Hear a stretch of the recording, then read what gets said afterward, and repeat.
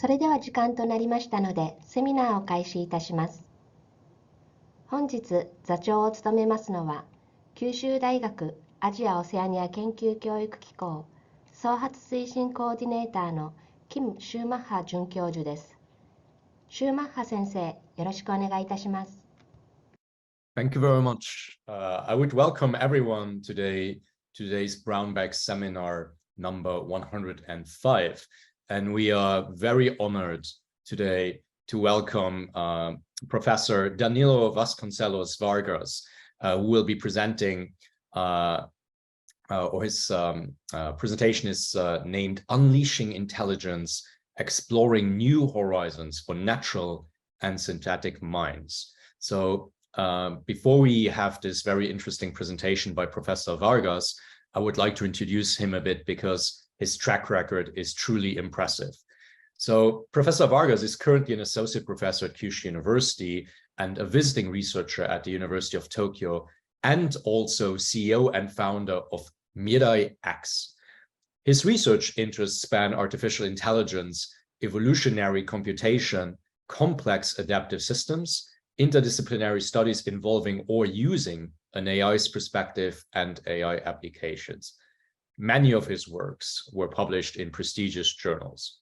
And currently, he leads the Laboratory of Intelligent Systems aimed at building a new age of robust and adaptive artificial intelligence, funded or support artificial intelligence.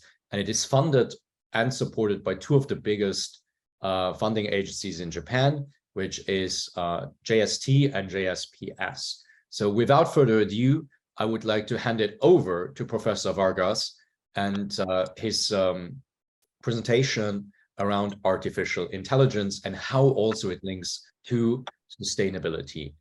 Welcome, Professor Vargas. We're all looking forward to your presentation. Thank you.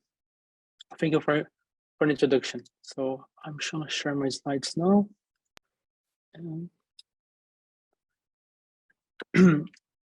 So hello, everybody. So I'm here. I'm going to be skipping a little bit of introduction because Professor Schumacher did already a good overview of everything I have done before. And here is like a little bit of my lab. And so the 6 PhDs and other students. But what I want to start with this seminar is with the topic already of artificial intelligence. And normally when I say artificial intelligence, people start thinking about the board game. For example, here we can see the humans losing against machines. I'm not just talking about anybody, but I'm talking about the best players in the world played and lost against a machine. And then we also have here image recognition, and which also has, for at least for small images, machine accuracy is already topping us. So we have 94% and they have 96%, 96.5. And so looking at those numbers, I think it's very much clear what people start thinking about. AI is getting extremely intelligent. And there's a lot of comments and things about that. But in 2030, something strange happened. Something strange was discovered. That those very accurate machines that could recognize things with very, very high accuracy, they showed that those machines this picture. And it was correctly classified as a bus. And then what they did is they add this noise to the image. Actually, this noise is multiplied by 0.07. So it's a very small noise. And it became the image on the right. But it almost doesn't change for us. But when they showed this to the machine, it classified as an ostrich. And I think for most of us, this has no difference, absolutely no difference. But machines saw it as an ostrich and they saw it with high confidence. So things start to get very, very strange. And then from that on, people start to just play around and fool the machine. So here I have an examples of random images where the machines recognize them as with high confidence that is something from, for example, this one is seen as a school bus. This one is seen as volcano, and so on and so forth. So there are some relationships. You can see that those stripes and colors might remind a school bus maybe in some places, but is it a school bus? Then there is this kind of attack where we have the adversarial patch being presented and it becomes something completely else. So you're seeing here it classifying as a banana correctly, but then you put this patch and it becomes a toaster. Again, with high accuracy machines. I'm not talking about low accuracy, I'm talking about the state of the art. And then we start to ask the question about how low can we go? What is the minimum? And then I make the question of, can we go with just one pixel? And we tried out and it worked. Just one pixel is enough to make all these images become something else. And then we receive a lot of like critics or emails and messages and saying, oh, but that's just for small, and what about for huge?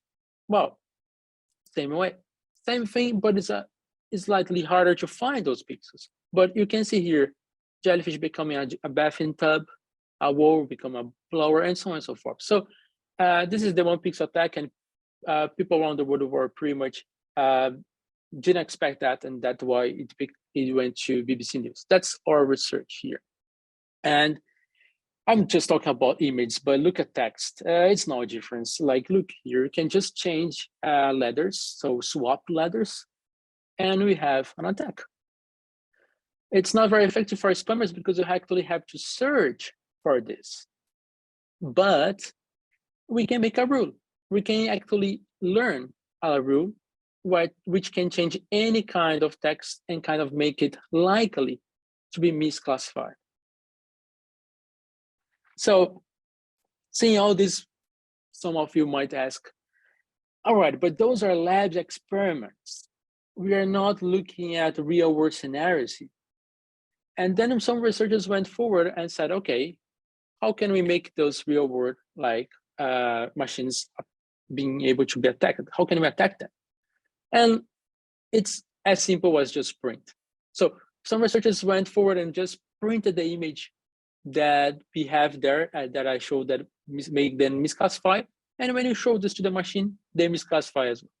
So you don't need to go much further, just print it.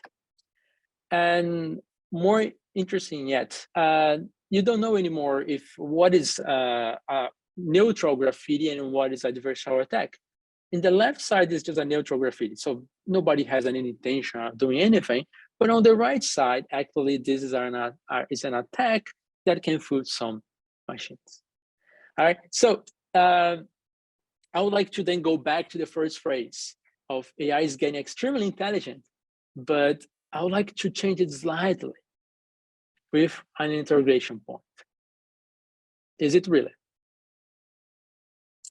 So let's go then with the current challenge, and that's basically the focus of my research here. And we saw a lot about robustness, which is those misclassifications of things that it has already classified correctly, like this cat. You change it slightly, and it becomes a dog, right? So this is what I just showed. And then we're gonna go to things that are similar, like these robots falling around. So it might seem just like, wow, the guys didn't program it correctly. No, those are top universities in the world participating in the top challenge, the hardest challenge ever. And they still fail to open doors and to walk on sand. So you might have seen also very beautiful movies from Boston Dynamics. And I got one too from 2021. And it's a rare movie because it shows what happens when things slightly change. Have a slight change on the environment, and then you have a misbehavior like that. So those are adaptation challenges. It's not solved. And that's why we don't have robots walking around us. It's not solved at all. It's very, very difficult thing, and we haven't achieved that anyway. And this one is more for practitioners, people that are already doing AI. They know much that we need for those machines to learn. We need to understand or find the topology. We need to find hyperparameters. So we need all this, we need to find by ourselves. It's not the machines that find us. Then the question is, are the machines learning, or are we learning for them? That's the question of generality. If the machine is really learning, we just put it there and it learns. No need for AI engineers, not anymore. So I'd like to change a little bit the topic here now. We're talking about all this challenge of machines, and let's look around, in our neighborhood. Nature is very adaptive and robust, isn't it? Shouldn't we take a deeper look into that? Shouldn't we learn a little bit from nature? So let's take a deep breath and look what nature has around us. And it's also research because we don't know much of it. So let's go with the ants, and I'm gonna just show here. Creatures that were once living on the forest floor now need to find other ways of getting around during the flood. The busy life of a fire ant colony has to carry on regardless. So here you see ants perceiving that the river is actually flooding, so coming, and they need to go to other places. By linking legs, the worker ants create a living raft, supported by the surface tension of the water. So they create a raft. Free now to move through the forest, these vicious stingers make the most of the flood. But there's no getting away from hungry fish. And not just that, the raft is pretty strong. It can sustain fish attacks and also once in the open river, waves. they are at the mercy of the current and unpredictable waves. They don't break. Not that easy.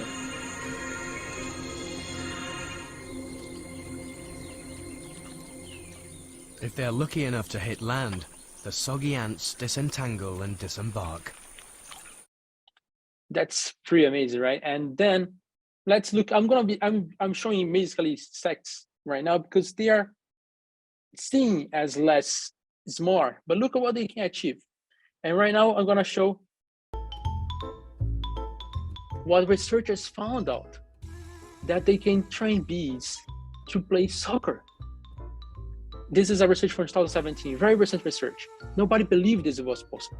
Now I believe bees can learn such complex things because they were not made for playing soccer. So it's very hard for them to play. But after some hours, they achieve it. More than that, then they receive a little bit of sugar, so rewards, and they do it better and better. But though the bees are very smart, they can just look at other bees and learn. Look at this. This bee only saw the other one, and it's doing better than that. It just excels in, seeing, understanding, and copying behavior. It's an amazing learning that we haven't seen anywhere in machines or something like that. So let's take a look at then, let's go to Tokyo now and learn with the crows. Crows from Tokyo. I'll let just the speaker here. If you want to know just how clever they are, take a look at these extraordinary Japanese crows. You see, they had some tough nuts to crack, walnuts to be precise. They realised they needed some help, so they were dropping them onto the road and using cars to crack them open. Pretty brainy. But retrieving them was dangerous. So these avian masterminds took it one stage further. Just look at this. They started deliberately dropping them onto pedestrian crossings so they could collect the contents of the nuts when the traffic stopped. Come on, that is pretty clever. So we just saw insight, which is like an ability that mostly we can only see on humans, monkeys, and some few animals. Extraordinary what they can achieve. And I'm gonna show here a little bit of also nearby Itoshima, for example, and we can see also here birds adapting to the environment. So they can just find ways and to get the food and behave around. And here you can see very complex behavior of birds also around. And this is very difficult to do with machines. Very, very difficult. And you don't see them falling around. You don't see them beating each other. You don't see nothing. It's just perfect movement. For me, this is just extraordinary. And in nature, so there's abundance of adaptation robustness. And what we see is very different from what we have with machines. So they use kind of a self-organization. So we can see here on the left, current AI learning with optimization and achieving extreme precision. So it's like those, I'm putting here two examples of what is really real precision, which is this very, very millimetrically precise metals and devices. But on the right side, you can see less precision, but extreme robustness. So I wonder if self-organization is not the way to go instead of optimization. And that was the thing that my question for a couple of years. I took more or less 2 or 3 years thinking about what could be, what could bring machines robustness, because none of them have today. So we started with this new paradigm, so a new foundation, not based on optimization, but based on self-organization. And just to make it very clear, on the left side, you have adaptation very slow, because it takes a long time for it to find.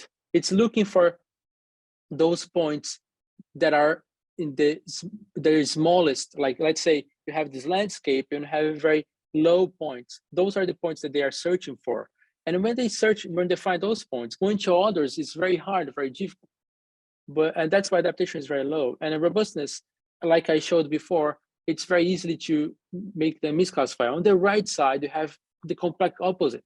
It's very hard for you to make them, you make them fail, because they are already in a kind of a self-organizing way. It's already full of noise. And the above the adaptation is high because simply this is established. It's very hard to explain, because this is kind of established. You can see a behavior on the right side. It's kind of something established by the input itself. So it's self-defined. It's not something, so you can see it changing here. It's changing based on the input. And while the left side is kind of static, and then it has to find it again. So then this is an example of how it works. I have a sequence data here, and you have it being encoded as spike of encoded input. So basically just encoding this as a normal spike. And it has to learn that those things that are triangles, circles, and squares are correlated. But it's only seeing these spikes here. So what it does, it maps those in a 2D dimensional space, and then it does in such a way that it's going to put those two that are activating together here in a PS, and the others in the NS group. And then they find out the CP is the center point, and the CN is going to be the center point for the NS. And those are the points that are going to be used to behave. So they are going to be attracted to the center point here, the PS ones, and the NS one is going to be repelled by the CN. And then you do this over and over based on the input. And that's the self-organization. There is no optimization on this. It's just a dynamic equation. This is the equation, that's it. And with this simple equation, it just learns to organize itself. Finding the equation is difficult, but after finding it just performs very good. So that's what you have it.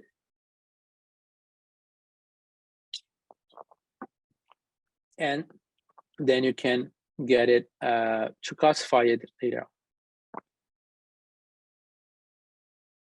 Right, so those are the, and then I'm gonna just pass through this because we have very little time and there's a lot of things to show. Those are the current results. I have results on high dimensional, on hierarchies, being published already. Some of them published, some of them still to be seen. And we are right now tackling images with this new paradigm. So new foundation for AI. And here's how I see the things going for my research, and everything that I'm trying to do is we are seeing already here applications of AI in a new paradigm and a multidisciplinary perspective, which I see AI as not just the development of technologies in the computer science, but also understanding of brain science and understanding of complex systems. So I see AI as a multidisciplinary science. And then I'm looking at future here, but some of the things are already past because I already developed, I already created the MiraX company, and also I'm already starting these two types of research here. So those are kind of ideas that I think we should be moving forward to. So a better communication with robots, and also society based on knowledge instead of data. So I'm going to be talking slightly a bit about it, and then I think through my research, I arrived to the question about how can I kind of help society in a better way. We are kind of somehow limited by what we can do as a researcher. And then I found out that this can be tackled by, at least those are the 6 that I'm tackling directly, and that's it with the company that I just found. So the company has basically 3 projects that I'm going to be showing very fastly because we have just 6 minutes. So that gym is the next slide is in Japanese, but I'm going to be translating for you. It's based, what is that gym? It's based on this slide here. I saw and I actually felt by myself that there was a lack of professionals on IT in Japan and in everywhere in the world. So we have 220,000 people lacking in the IT sector in 2018, and this is increasing every year. Worse than that, this is before Corona actually happened, and people actually after Corona, we are having more necessity of IT than before. So I imagine this is perhaps even double. And there is a prediction from the government, Japanese government, that the 25% of IoT and AI today is going to become 6%. So in the middle of all those necessary ITs, 6% is going to be just IoT and AI. How can we tackle that if this increasing number and more needed? So that's how I started this company with the proposal of a democratization of AI and IT. So our way to make people, we don't have time to wait, to have somebody that doesn't know math, teaching them math is going to take a long time. So it's a way to teach people in just 1 year, doesn't matter the background, from 0 to an IT and AI expert. So that's one of the things we're striving for, and it has 3 of the SDGs that it can certainly tackle very strongly. Then we go for Elven Front. So you can also take a look by yourself afterwards.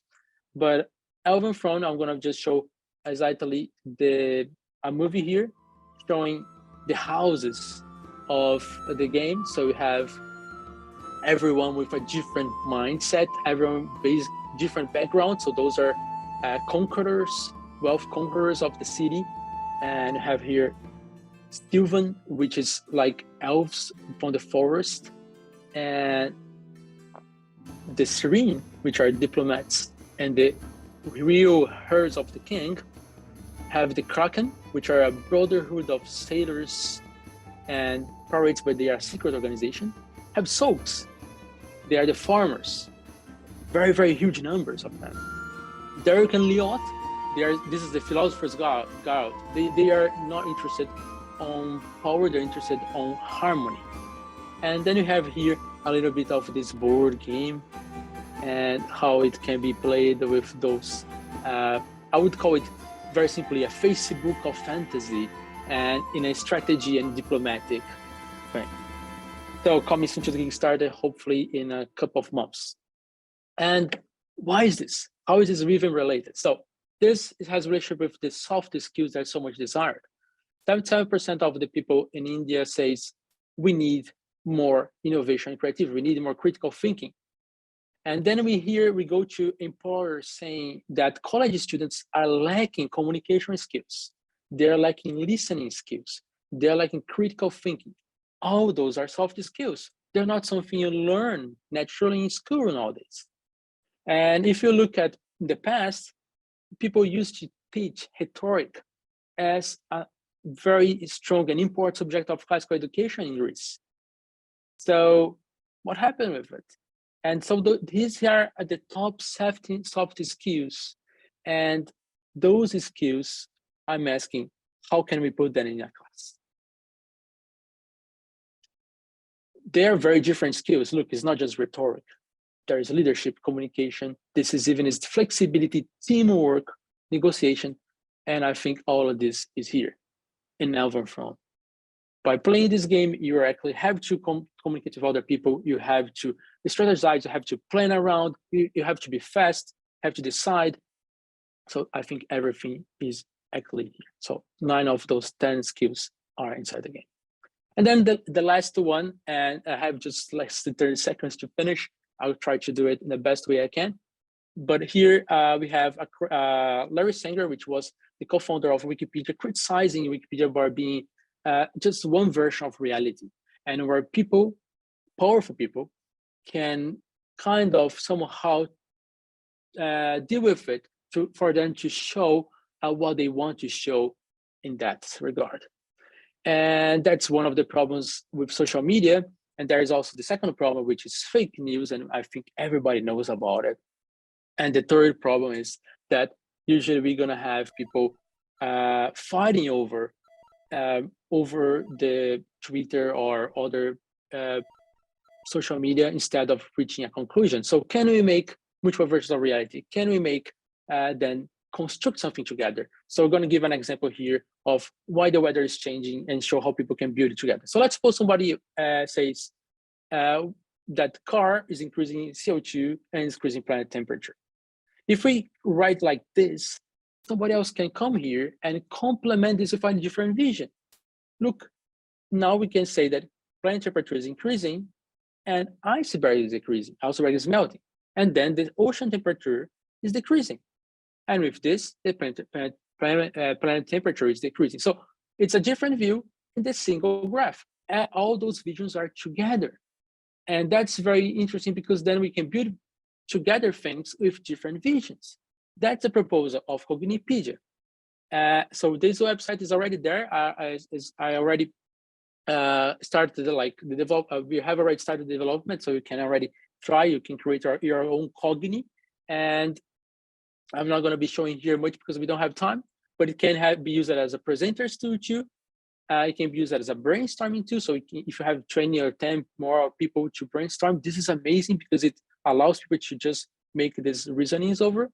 And then I'm gonna just finalize it here with the 4 objectives of this. I didn't talk about how we achieve all of them because we don't have time, but I can discuss more. So it facilitates reasoning and discussion. It can turn conflict into construction, so bring people together, stopping fake news, and it can allow mutual perspectives to coexist, solving other 2 SDGs goals. And feel free to reach out. Thank you very much for listening.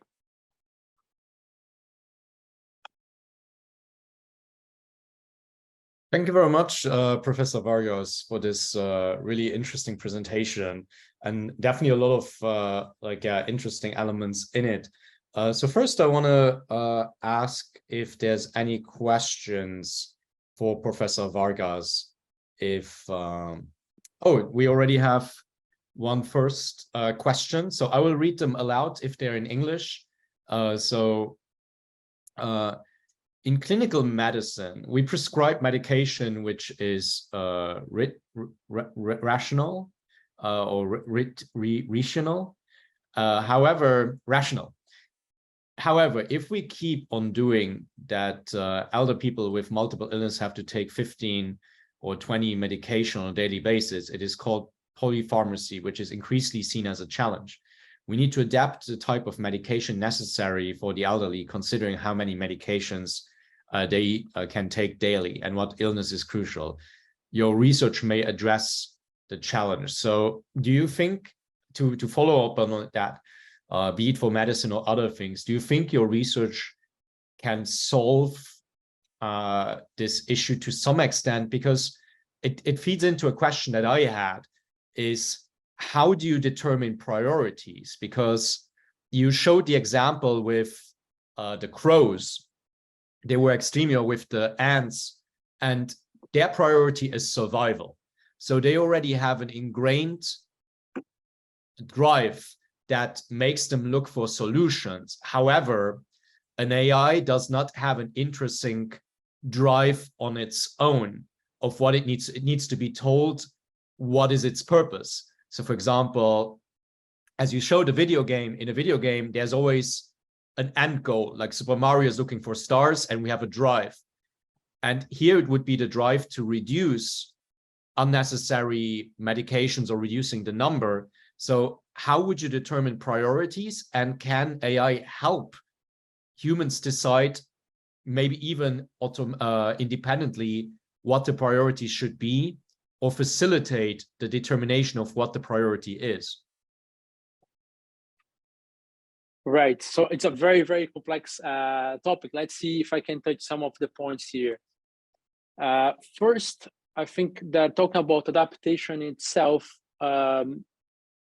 depends on how you're going to, and also connected with the second question.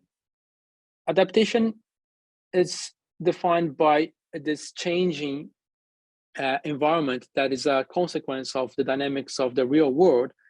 And the current systems that we are building are able to tackle any of those variances.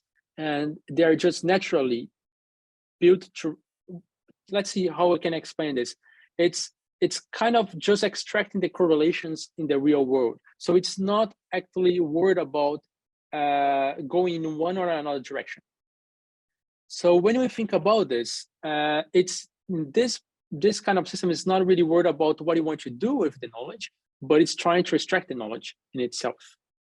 So by doing this, what happens is that we have a system that is extracting the knowledge, and then you can take another system and put another system in contact, where this system is going to have a different type of action on top of it. So for example, trying to create medicines that are going to be good depending on the age and depending on the other medicines being taken. So that is going to be like another connection to this knowledge system. So like trying to decide upon the knowledge we have from the system. And the knowledge that we have is adaptive, so it can change throughout the necessary inputs. So it can also be used for tracking these changes in the number of medications and other things. So that's basically how I would tackle with the method or the paradigm I just showed. And I think the challenge of having multiple objectives, it's more of how we can, let's say, represent this in the equations themselves, so that they can be searched through, right? Did I answer the question? Do you have anything to point out? I think it was a pretty good answer. I have, since there's no other questions so far, I have a very interesting one. It touches, there's one question from Professor Sang. Sorry for a little bit of a philosophical question, but what do you believe is the most desirable or ideal relationship between AI and human beings? Or what's the final aim of the AI research and your investigations? Final aim. I haven't thought about final aim yet, but my interest is trying to understand intelligence and both synthetic and natural minds, which I think are very similar. I don't think there is intelligence for machines and intelligence for humans. I think there is multiple types of intelligence, yes, but these types of intelligence can be also true for any types of systems. And what we gain from learning this intelligence? We learn to deal with education. We learn to deal better with each other. For example, there's a lot of misconception or misunderstanding that happens because we don't understand different cultures, or we don't understand other systems of learning paradigms. So I think understanding each other better is going to bring us to a better understanding of ourselves. And when we talk about final goal, I don't have a final goal. I think that what we could get from this research on AI and having AI kind of each time more and more intelligent, it's an AI that can explain to us or show to us what is really happening to us. For example, there's a lot of misunderstandings in neuroscience and psychology. Very difficult to understand those topics because we don't have very initial clues of where they come from. This complex knowledge acquiring systems, and I think it can. It's already serving as some modelings for understanding how we can process. I believe it's possible that we're going to arrive into psychological problems for machines. So I believe that there is just two options for machines to go: super intelligence without problems of psychology, or in other ways, we found a mysterious holy grail where they can be intelligent without having the psychological problems. But I bet that the most high likely is that if you look around us, anybody that is getting more and more intelligent are getting also more and more psychological problems, or the probability of having psychological problems increase. And that's where machines can get the same thing. So we look at cats, look at dogs. They also have slightly more psychological problems. And I think the more smart they really are, I think the more they might suffer from the same things we do. So I think it's going to highlight a lot about us. Yes. Thank you very much. Very good. I have two questions if there's no other questions, and one feeds into what the previous question asked, and then the other one is in terms of innovation. So and I think they are related to one. So in terms of innovation, I mentioned the drive. So in terms of optimizing with what the resources that you have, do you think researchers or you in your team, because I mentioned the fear of death, the fear of dying, which creates a drive and which pushes any being to become very innovative and look for solutions that might be out of the ordinary. If there's this fear of something happening, an undesirable outcome that is extremely that's the final outcome. So can we train AI to have kind of in its mind that if it fails, it will vanish, and with that fear, it looks for unorthodox solutions? And then I get to my second question, because it related to that. How would you teach an AI irrational behavior? So for example, something that based on all the circumstances, we usually tell if X and Y happen, then Z should be the logical outcome. But again, optimization is sometimes out of irrational choices, because then we find out that maybe a choice that we didn't consider before and that was irrational in a certain context is actually better suited, even though no one thought of it before. And how would you teach an AI that? So can there be a drive for AI to push innovation? And can you also teach an AI irrational behavior, which might also lead to optimization? Right. So the first question is, can we put a drive in AI or something? Yes, that's what 99% of the researchers are doing. And every time we create an artificial intelligence, we need to put, or the usual way to go is the left side here, where you put a drive, so you put an optimization, or put a search for something. So in this case, we could put, for example, the fear of death. So I don't know, if very simple death could be you lost your battery, you're gonna disappear, so you have to search for another charger or something, or else. So we are always putting these drives everywhere, and the problems with those drives is that, from my perspective, they are becoming the machine. They're not part of it. They are becoming the thing itself. So from my perspective, I think humans and other animals, we have a drive, but this is not everything. We can still forget about our drives. The more intelligent we go, people can just say, I don't want to do this, no matter what, because you do understand the consequences. You do understand the drives, but they are not you.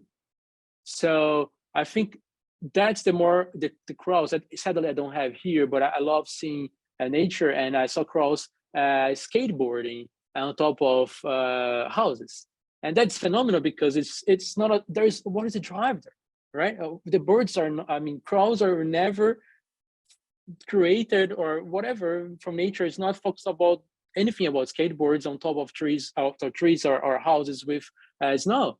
So there's snowboarding. So, and the more than that, the crow showed a very high correlation with that skate, so that it was bringing the skate to other places. So like it was his own thing.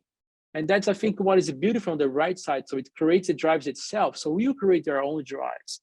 Not just, you might have other drives, but you might create our own drives. So drives is everything in current machine learning, and I believe it's going to become something that is more self-defined than just externally, just things outside.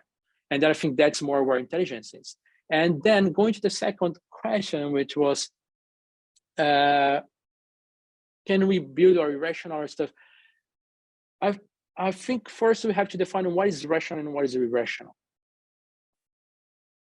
If we define rational as something that is the optimum, the best solution, then nobody knows what is it. Not every time.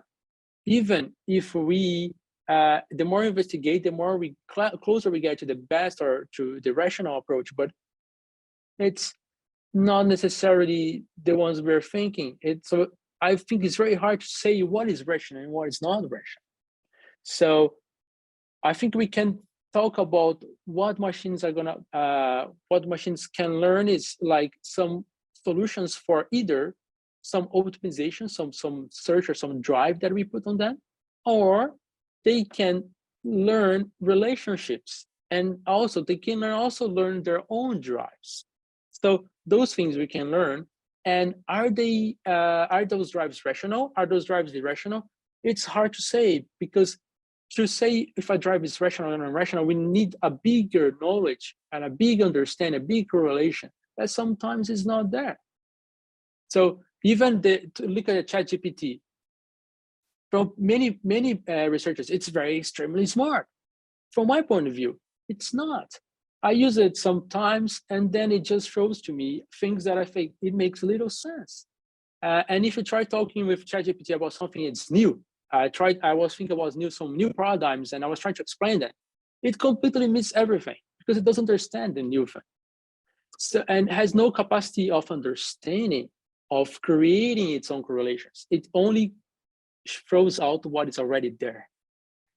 So I think then when we talk about rational and irrational, we have to think about those correlations, relationships, and the new drives, and those different or self-built drives driving them.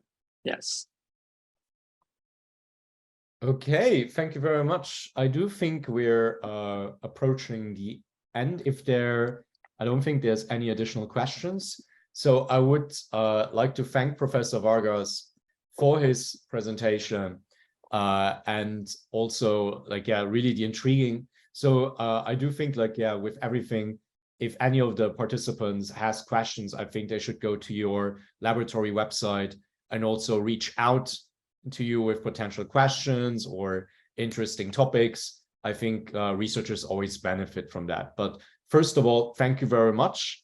And I would invite everyone to reach out to Professor Vargas, because this is a topic that will not go away. And as I sometimes I stole that quote, but the AI that we right now see is the worst that it will ever be. It will only become better from here on out.